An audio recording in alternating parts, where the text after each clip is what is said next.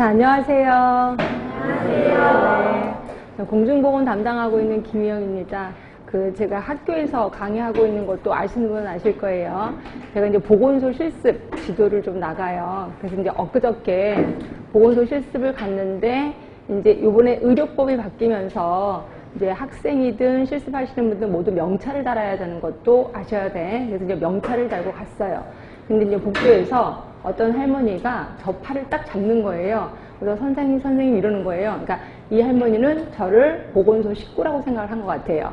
그래서 뭐 하나 물어봐도 되겠는지 물어봐서, 예, 그렇다고 제가 여기 식구 아닙니다 얘기할 수는 없잖아요. 그래서 뭘 물어보시려고요? 이렇게 물어봤더니, 당신은 무릎도 아프고 허리도 아프고 다 아픈데 견딜 수 없는 게 눈물이 나는 거예요.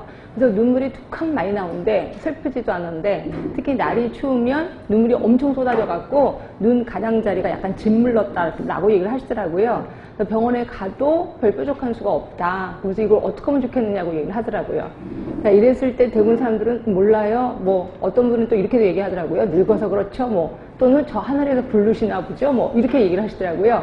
그래서 제가 알고 있는 상식대로, 자, 여러분도 알고 계셔야 돼. 이제 눈이라는 건, 자, 눈이 이렇게 있어요. 양쪽에 있고, 여기가 코가 있습니다.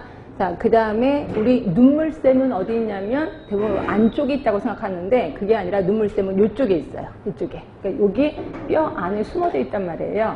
그래서 눈물은 항상 만들어지는 건 아실 거예요. 그래서 우리가 울고 싶든 안 울고 싶든 눈물은 항상 만들어져서 여기서 스탠바이하고 기다리고 있어요. 그리고 우리가 눈을 깜빡이면 눈물이 쫙 퍼져서 여기에 있는 구멍, 여기 하수도예요. 하수도로 빠져 들어가서 코로 들어가거나 입으로 들어가는 거예요. 그래서 가끔 가다가 여러분 안약을 집어넣으면 좀 이따 입이 써지는 게 이런 거다라고 보시면 돼요. 근데 이제 나이가 들면 요게 살이 늘어지잖아요. 그래서 어떤 경우에 요게 이제 딱 거기 그 눈 안에 딱 접촉을 해서 눈물을 쭉 빨아들여야 되는데 이게 늘어져서 바깥으로 틱 나와. 그러면 이게 빨아들이지 못해서 눈물이 바깥으로 나오기도 하고요.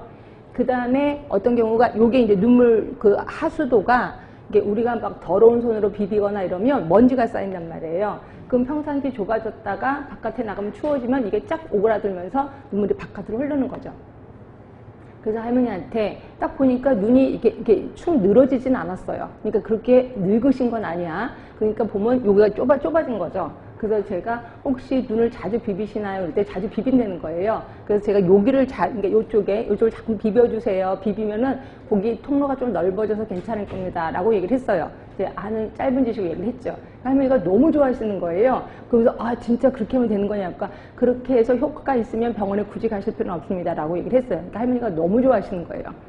제가 이 얘기를 드리는 이유는 제가 지식이 많다고 자랑하는 게 결코 아니고, 자, 여러분들이 나중에 보건소에 가서 근무를 하시다 보면 많은 할머니, 할아버지들이 보건소에 계시는 분들은 모든 것을 다 알고 있다라고 생각을 하세요. 그래서 별것도 아닌데 별시하는 걸 다 물어봅니다. 그럴 때마다 몰라요 라고 하면 뭐라고 생각하시냐면 보건소 식구가 왜 이렇게 불친절해? 라고 얘기를 하는 거죠. 결국 여러분들의 민원을 초래할 수도 있다는 거죠. 그러다 보니까 공중보건의 범위가 엄청 넓어지고 엄청 깊어지고, 그렇죠? 거의 의사 뺨치는 실력을 갖게 해야 된다라고 생각해서 문제가 엄청 넓어진다라고 보시면 돼.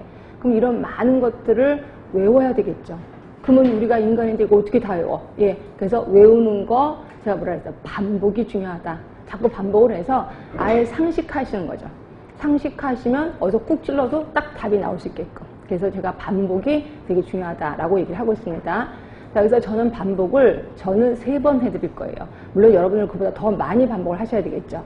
자, 제가 하루에 3강을 할 겁니다. 그러니까 1시간 하고 10분 쉬고 1시간 하고 10분 쉬는데, 1시간 거의 수업 다 할 때쯤 끝날 때 한 5분 전에, 자, 우리 책을 보시면 거기 38쪽에 그 파이널 테스트라고 있을 거예요. 일명 제가 가로놓기라고 얘기를 하고 있습니다. 그래서 조금 전에 배웠던 거를 중요한 단어를 가로놓기를 한 거예요. 그래서 여기에 가로놓기에 글을 쓰거나 이러면 절대로 안 돼. 딱 보시면서 조금 전에 배웠던 단어를 생각하게끔. 그래서 어떤 분이 요번에 그 합격 수계에 보니까 이걸 아예 복사해서 이걸 갖고 다니셨다면서요. 괜찮은 것 같아요. 그래서 본인이 필요한 거 더 집어넣으시고 갖고 다니면서 계속 보는 거죠. 그래서 이런 걸 일명 저는 동량 공부라고 하는데, 동량 공부 할 수밖에 없습니다. 그렇게 왔다 갔다 하면서 계속 외우셔야 이게 상식화가 될 거고 이게 머릿속에 좀 오래 남는다라고 보시면 돼. 그러니까 이런 식으로 한 번 반복을 할 거고요.